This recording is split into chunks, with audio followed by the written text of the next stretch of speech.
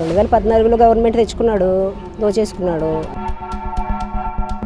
Phase 1 లేదు, phase 2 లేదు. రాష్ట్రంలో ఉన్న సంపద అంతా తీసుకెళ్ళి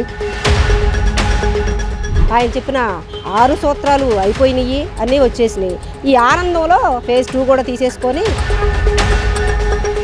5 ఎకరాల ఇల్లు కట్టుకుంటున్నాడు. 2014లో గవర్నమెంట్ తెచ్చుకున్నాడు, దోచేసుకున్నాడు. అదంతా చాలేదు.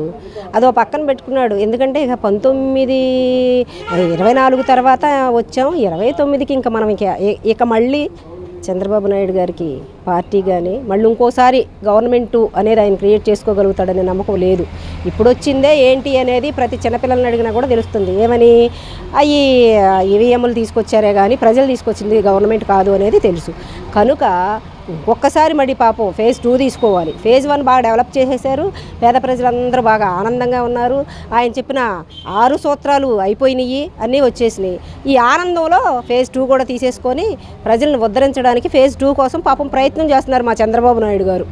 అమరావతి అనేది చంద్రబాబు నాయుడు యొక్క అమరావతి పేరుతో రాష్ట్ర ప్రజలను వంచన చేసి అక్కడ ఒక ప్రత్యేకమైనటువంటి పెట్టుబడిదారుల్ని అక్కడ తయారు చేయడం కోసం, ఒక భూస్వామి వర్గాన్ని అక్కడ పెట్టుకోవడం కోసం చంద్రబాబు నాయుడు తయారు చేసుకున్న అమరావతి అని మాత్రం మేము చెప్తున్నామండి. ఫేజ్ 1 లేదు, ఫేజ్ 2 లేదు. రాష్ట్రంలో ఉన్న సంపద అంతా తీసుకెళ్ళి అమరావతిలో పెడతాడు. అమరావతిలో ఎవడుంటాడు? పేదోడు ఉండటానికి లేదు. అక్కడ ఉండేదంతా వాళ్ళ సామాజిక వర్గం.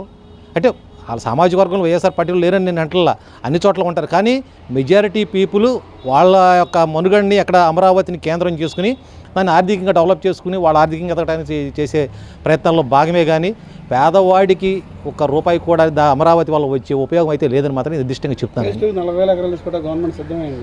40,000 కాకపోతే 50,000 తీసుకుంటాడు. 5 ఎకరాల ఇల్లు కట్టుకుంటున్నాడు. ఇట్లా చెప్పుకుంటా పోతే ఈయనకు ఒక 5 ఎకరాలన్నర, సుజనా చౌదరికి ఒక 10 ఎకరాలు, ఇట్లా మొత్తం వెళ్ళిపోతూ ఉంటుంది. దానికోసం 40,000 ఎకరాలు. రాష్ట్రంలో ఇవాళ అరాచక పాలన జరుగుతుంది. ప్రజాస్వామ్యబద్ధంగా జరుగుతుందా? డాక్టర్ బిఆర్ అంబేద్కర్ గారు 134వ పుట్టినరోజు ఇవాళ జరుగుతుంది. కానీ ఆయన యొక్క ఆశించినటువంటి ఫలాలు ఇవాళ భారతదేశంలో ఉన్న పేదవారికి అందుతున్నాయా?